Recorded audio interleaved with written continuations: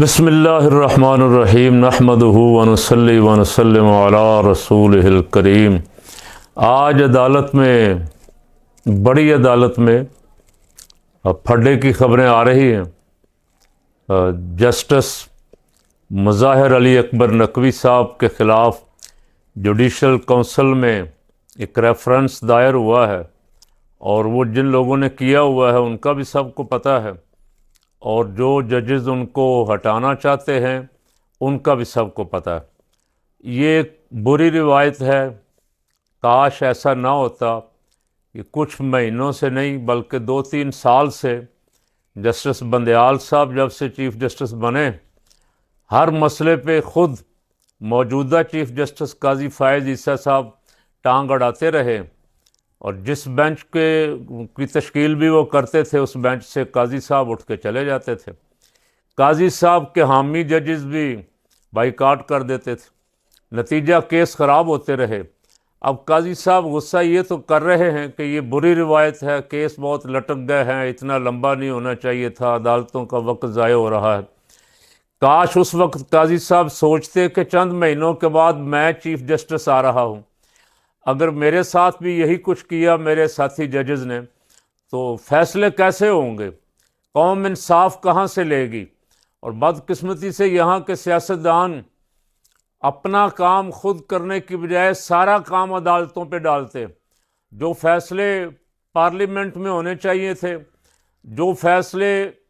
سیاستدانوں کو مل بیٹھ کے کرنے چاہیے تھے، وہ فیصلے بھی سارے کورٹوں میں جا رہے۔ اب پہلے بھی یہ چلتا رہا، کئی سالوں سے یہ چل رہا، اور اب بھی یہ چل رہا ہے، جس سے ایک بات تو ثابت ہو گئی۔ حضرت مولانا شاہ نورانی رحمۃ اللہ علیہ فرماتے تھے یہ دونوں کھوٹے سکے، پیپل پارٹی بھی اور نون لیگ بھی۔ ایک بات تو یہ ثابت ہو گئی کہ یہ 30-35 سال ملک پہ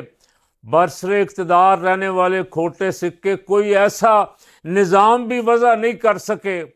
کہ یہ سیاستدانوں کے ساتھ مل بیٹھ جائیں، اپنے اختلافات دور کر لیں، ملک کے لیے جو فیصلے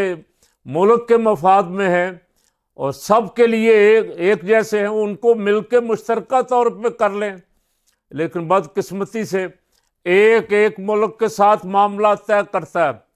ایک چائنا کے ساتھ معاملات طے کرتا ہے، دوسرا امریکہ کی طرف رخ کر لیتا ہے، ایک امریکہ کی طرف کرتا ہے، دوسرا چائنا کی طرف یا روس کی طرف۔ ہمارا قومی مفاد کیا ہے؟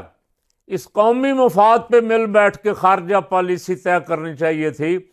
خارجہ پالیسی جو بھی حکومت آ جائے، خارجہ پالیسی تو ہماری ملک کی وہی رہنی چاہیے، اور خارجہ پالیسی کے بارے میں بھی حضرت صاحب رحمۃ اللہ علیہ فرمایا کرتے تھے۔ ان سے سوال ہوا ایک انٹرویو میں، اور وہ انٹرویو بھی پی ٹی وی پہ نشر ہوا۔ اس وقت صرف پی ٹی وی تھا، شاید 90 کے الیکشن تھے یا 93 کے تھے۔ ان سے سوال ہوا کہ آپ کی خارجہ پالیسی کیا ہوگی؟ تو انہوں نے فرمایا کہ ہماری خارجہ پالیسی، ہم مسلم ممالک کو ایک پلیٹ فارم پہ لائیں گے، ہماری خارجہ پالیسی پوری ملت اسلامیہ کی خارجہ پالیسی ہوگی۔ اب ایک ملک امریکہ کے ساتھ ہے، سعودیہ امریکہ کے ساتھ، اور ایران روس کے ساتھ،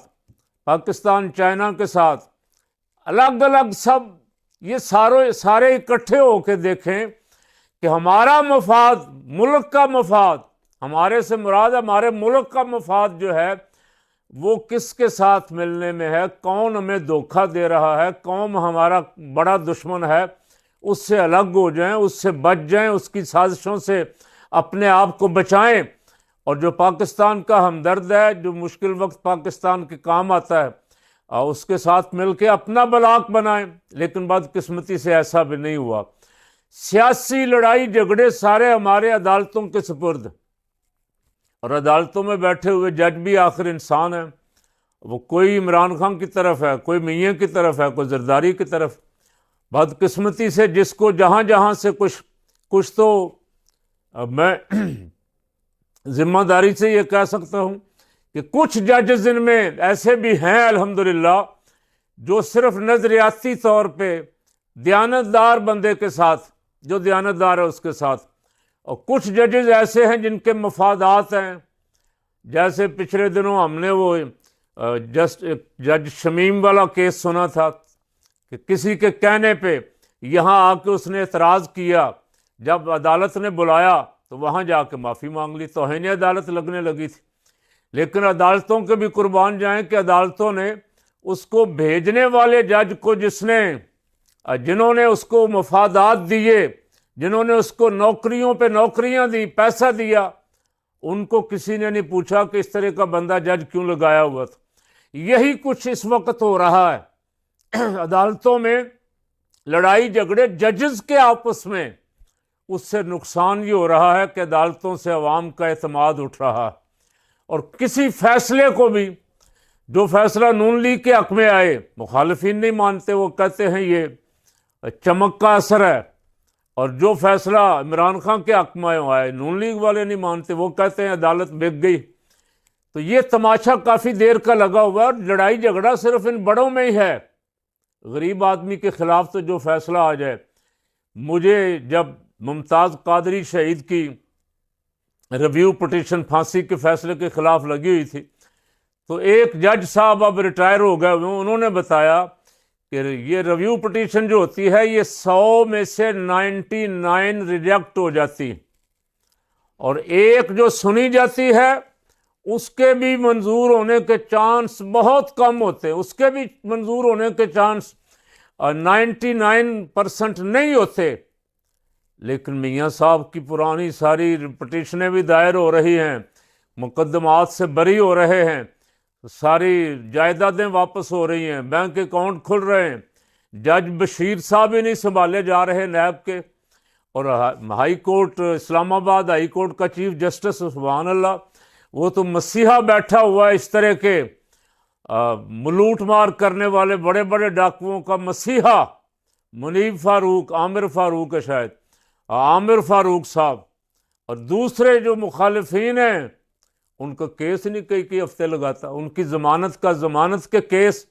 قتل کا ضمانت کا کیس بھی اگلے دن عدالت میں لگا ہوتا ہے، منظور ہو نہ ہو، لیکن وہ ایک آدمی کو پکڑا ہوا ہے، اس کی سزا معطل ہو گئی، اور پھر اسے چھوڑنے کی بجائے دوسرے کیس میں ابھی کوئی فرد جرم کوئی شے عائد نہیں ہوئی تھی تو پہلے پکڑ لیا، کئی دن پہلے فرد جرم عائد کرنے سے عدالت جیل میں ٹرائل کر رہی ہے، اور قانون دان کوئی ماننے کے لیے تیار نہیں، وہ کہتے ہیں سب یہ جتنا کچھ ہو رہا ہے غیر آئینی، غیر قانونی ہو رہا ہے۔ تو عدالتیں جب اس طرح کا تماشا دکھائیں گی عوام کو تو انصاف کسے ملے گا، کہاں سے ملے گا، کیسے ملے گا، اور ان انصاف کے اداروں پہ عوام کا اعتماد کیسے رہے گا؟ تو میرا دل چاہتا ہے کہ میں قاضی فائز عیسیٰ صاحب سے کہوں، قاضی صاحب یہ جو کچھ آپ نے بیج بویا تھا اب وہ آپ کو کاٹنا بھی پڑے گا، لیکن اگر آپ تھوڑا سا دل بڑا کریں، جرت کا اور ہمت کا مظاہرہ کریں، تو سارے ساتھی ججوں کو بٹھا کے اپنی غلطیوں کی معذرت کریں کہ میں نے یہ جگہ پہ غلطی کی تھی۔ اب پاکستان کا نظام عدل بچانے کا ایک ہی طریقہ ہے کہ ہم سب مل کے قانون اور آئین کے مطابق فیصلے کریں، سارے حلف اٹھائیں نئے سرے سے کہ کوئی کسی کی سائیڈ نہیں لے گا، کوئی کسی کی رعایت نہیں کرے گا، کوئی پاکستان کو لوٹنے والے کسی چور ڈاکو کو رعایت نہیں دے گا، سہولت کار نہیں بنے گا۔ اور میں نے تو پہلے بھی ایک دفعہ عرض کیا تھا کہ جتنے بندے عدالتوں سے نااہل ہو چکے، بار بار نااہل ہو چکے، کئی کیسوں میں ان پہ الزامات ہیں، مجرم ہیں، سزا یافتہ ہیں۔ اور ایک بات اور عرض کی تھی کہ جن کی جائیدادیں باہر ہیں، اولادیں باہر ہیں، ان پہ ریڈ نشان لگائیں، کاٹا لگائیں کہ یہ پاکستان میں نہ الیکشن لڑنے کے اہل ہیں، نہ یہ کسی اقتدار کی کرسی پہ آنے کے اہل ہیں۔ پاکستان میں صرف وہ آئے گا جو پاکستان سے محبت کرتا ہے، جو پاکستان میں رہتا ہے، جس کا گھر پاکستان میں ہے، جس کا سارا کچھ پاکستان ہی ہے۔ اگر اس طرح کے فیصلے جج صاحب قاضی فائز عیسیٰ صاحب بیٹھ کے کچھ کر لیں تو شاید کچھ معاملات بہتری کی طرف چلے جائیں، وگرنہ اگر عدلیہ کا یہی حال رہا جو چل رہا ہے جس طرح کے فیصلے آ رہے ہیں، جس طرح کا پروپیگنڈا سوشل میڈیا پہ روز کسی نہ کسی کیس کا تماشا لگا ہوتا ہے۔ اب جسٹس مظاہر علی اکبر نقوی صاحب، ان کے خلاف اگر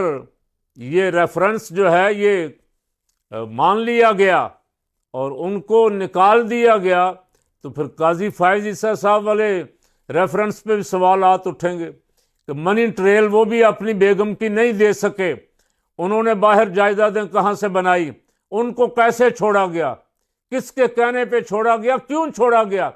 تو اس طرح ساری عدلیہ مورد الزام ٹھہرے گی۔ میں اس لیے عرض کر رہا ہوں کہ قاضی صاحب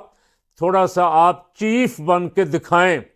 اور بڑا وہ ہوتا ہے جو اپنا ادارہ چلانے کے لیے بعض دفعہ اپنی خواہشات اور اپنی نفس اور نفسانیت اور انا کی قربانی بھی دینی پڑے تو دے، اپنے مفادات قربان کرنے پڑیں تو کر جائے، اپنے ادارے کے ساتھ مخلص ہو، اپنے ادارے کو بچائے، اپنے ادارے کا وقار بحال کرے۔ اگر عدلیہ لائن پہ آ جائے تو بہت سارے مسائل، سیاسی مسائل، بہت سارے جو عام آدمی ایک ریڑھی والا سوچتا ہے وہ شاید ان کو بھی نظر آ جائیں کہ ایک عام آدمی پاکستانی، ایک غریب شہری کیا سوچتا ہے ملک کے بارے میں، اور ہمیں کیا کرنا چاہیے، ہم کیا کر رہے ہیں، ایک عام پاکستانی کیا سوچ رہا ہے۔ دونوں ایک مشرق کو جا رہا ہے، ایک مغرب کو جا رہا ہے۔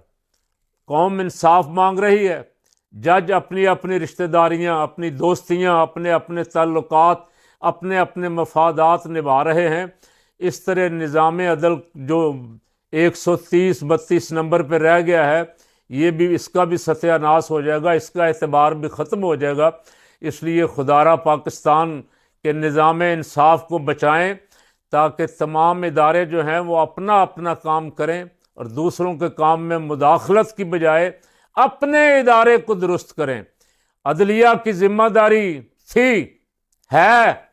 کہ 90 دن میں جنہوں نے الیکشن نہیں کروایا، جنہوں نے آئین توڑا ہے، ان کو کٹہرے میں لاتے، بتاتے کہ یہ ہیں بھئی قوم کے مجرم، آئین کے غدار،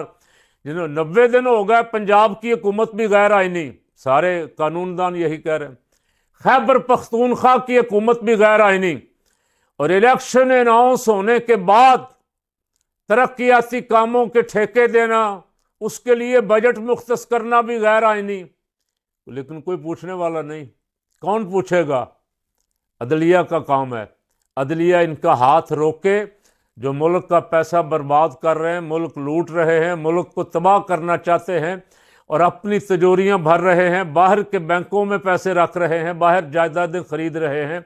ان سے پاکستان کو بچائیں اور پاکستان کی حفاظت کریں۔ آپ نے، ہم سب نے پاکستان کے ساتھ وفاداری کا حلف لیا ہوا ہے۔ اللہ ہمیں اس ملک کی حفاظت کی توفیق عطا فرمائے۔